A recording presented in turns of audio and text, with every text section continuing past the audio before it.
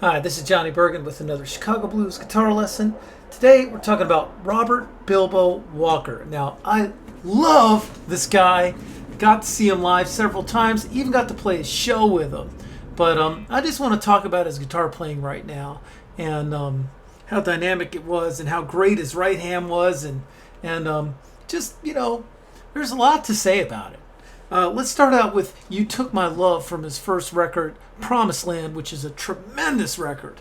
There's only one real rule to Robert's playing after watching him very carefully, and that is there's usually a pretty strong division here. The thumb is down here. The bottom three strings are your thumb. Everything else is pretty much your fingers coming up, and it's the upstroke, especially with his kind of usually distorted tone and everything. He had an awesome strat tone or telly tone, and he has this way of sort of slapping.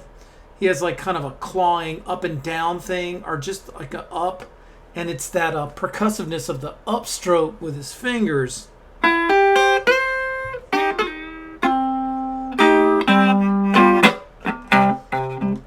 And his thumb seems to curve way up here, so he must be double jointed. And he has this great way of creating energy and propulsion with the thumb. So let's try it. So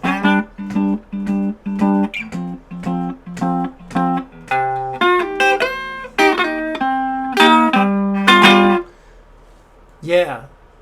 So I really tried to take care to. I mean, everyone knows this lick,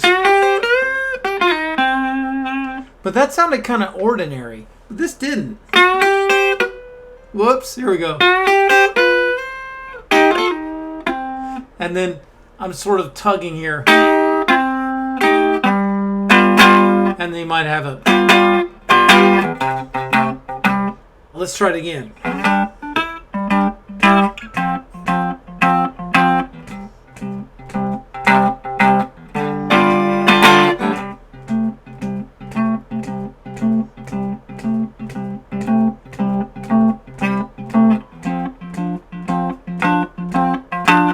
The 4 was short 2 beats. He has another song which has the same thing, but it has this great rhythm to it.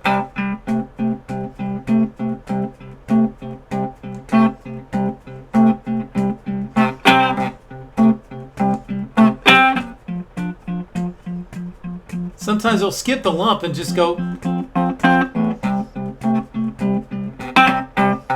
Love you, baby.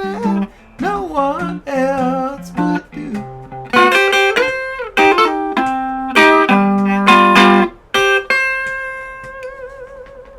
Yeah.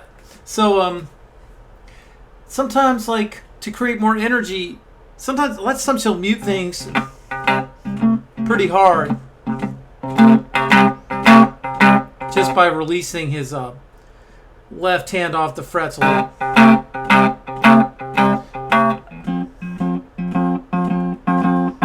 And then he'll just let it all go, especially in these things. I realize I'm talking about two different grooves at once, so sorry about that. But he does the same thing in either groove, either this, You took my love. Da, da, da. Dooba, dooba, dooba, took my love. No one else will do.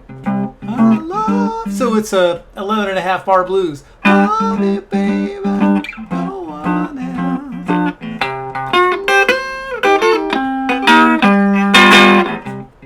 And I love that da-dank. He's got da-dank. He does the same thing when he plays Everything's Gonna Be Alright by Magic Sam on this video that I'll have the link to, which really shows his right hand and he's not really a musician as much as a conduit of primal energy. It's this energy that just gets things going, and that's all he really cares about, I think. But he'll do things on this, from the 5-4-1, he'll go.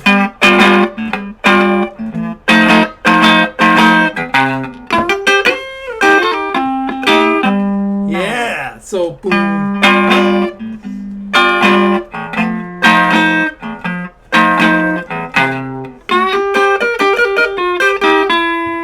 when he does Please Love Me, which is another great one. I think those are some of his best when he does the Magic Sam, because he really has a nice right hand for Magic Sam. And he plays that same Magic Sam chord. It's pretty nice. But let's talk about his guitar solo. He does a lot of the same solos all the time. He goes...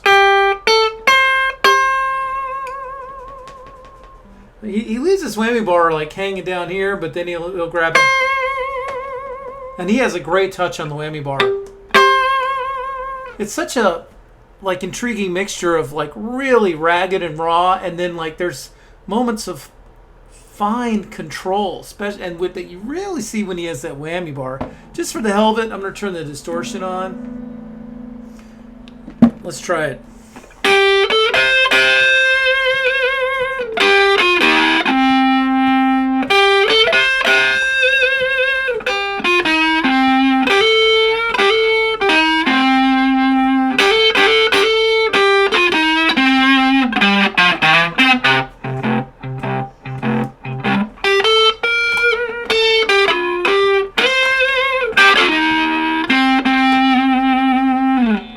I think that was a little too much distortion and a little too much whammy bar.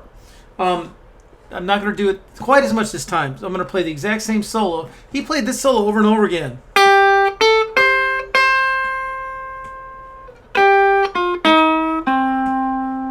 Now let's try it. So this is 5 and then 6 interval wise. 8, 10. I'm in C. 8 to 10. Then just move up to this C. Try to relax your whole arm from the elbow down, and then just take it for a little walk. Sometimes you can do this a little more agitated.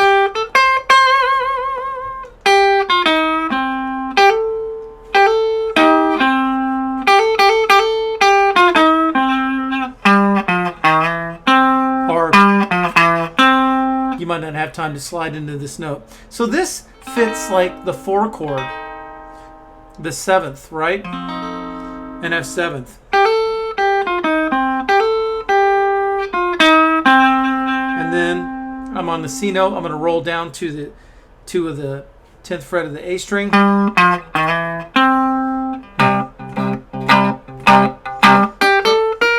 And now he says, okay, it's time to go to 5 now. I think he'll hit the whammy bar here. And then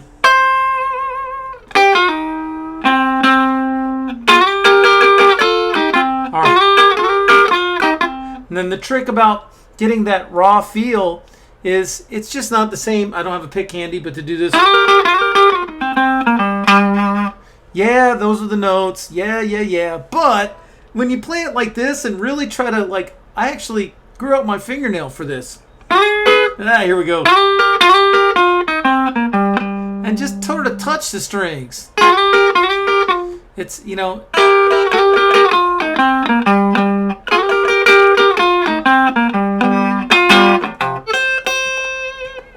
You can use this note if you want, or this note.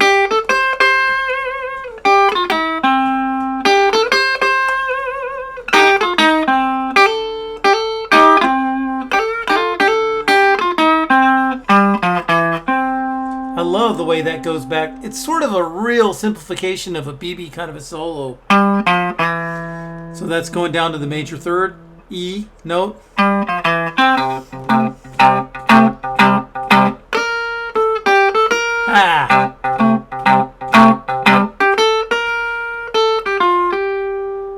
You could try bending here.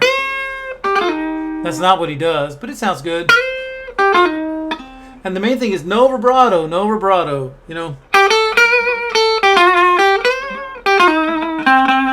That's the same notes, but it doesn't have the feel. You want to really picture this as a cry that's just going across a field.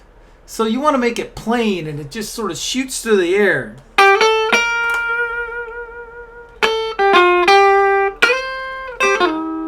And do that tug. Make the note kind of wrong sounding.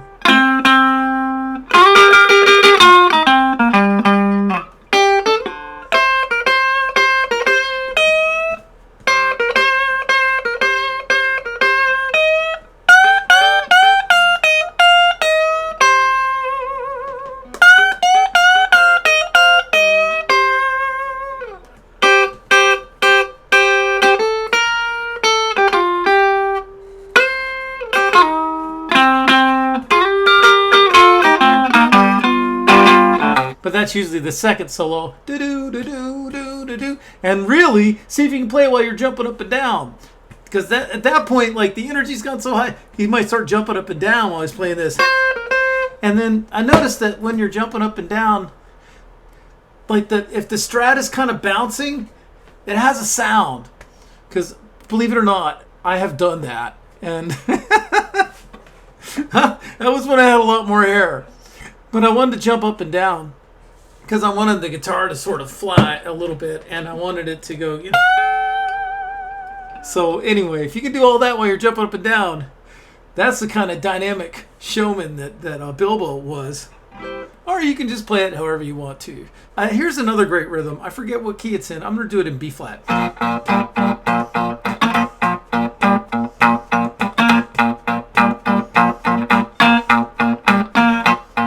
This is where he sort of breaks his rule a little bit, and his finger goes all the way down to the D string instead of just here.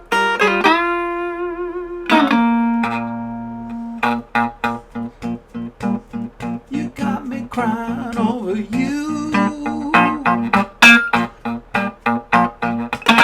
Yeah, that was better. It's exciting, man. And then I love the way sometimes he'll build energy on the 4 with Now that sounds good with the distortion.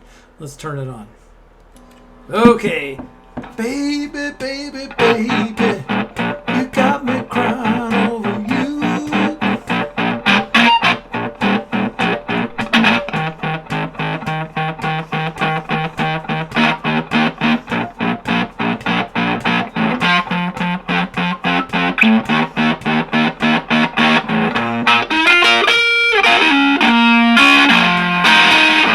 Anyway, have fun. You know, it sounds good distorted, sounds good with tons of reverb, sounds good normally. You know, it's interesting how he plays kind of the same solo, but manages to really put it in there in a nice way.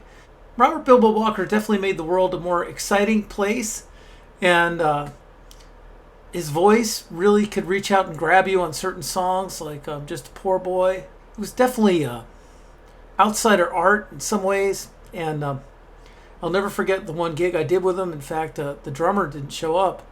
It was his wife on bass and me and him. And somehow I thought my name was Jimmy, and he goes like, "This is Rockin' Jimmy from Chicago. He's the only one that can follow me." Meaning, like, when he did those half bars, I just heard it. But of course, I'm not the only one that can follow him. But it does take an open mind to follow him. But you start seeing there's a logic to his solos, and there's an inevitability to where he's going, and you just have to sort of let go of the previous form and listen to it, and it'll fall into place. One other way that he sort of, when you watch the way he does Johnny Be Good, he has these moments of just pure abandon where he goes like, let's see if I can, I forget what key he did it in, it doesn't really matter.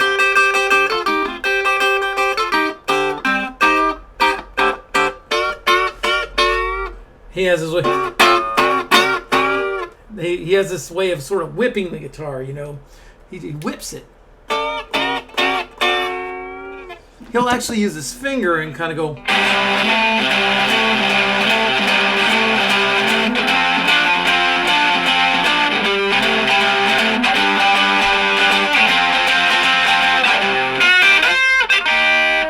He didn't do that there, you know. And anyway, I hope that you'll listen to the Promised Land record. There's plenty of great live Bilbo. He was very consistent. Tune in to my weekly guitar chats for a good time. Bring your axe. They're usually Tuesdays, 7 Central. Sometimes I have to change things. And thanks for supporting me on Patreon. And subscribe to my channel. Share any Bilbo Walker comments. I'd love to read them, and it's part of what makes this channel fun is sharing the memories of some of these guys. So see you next time. Take care.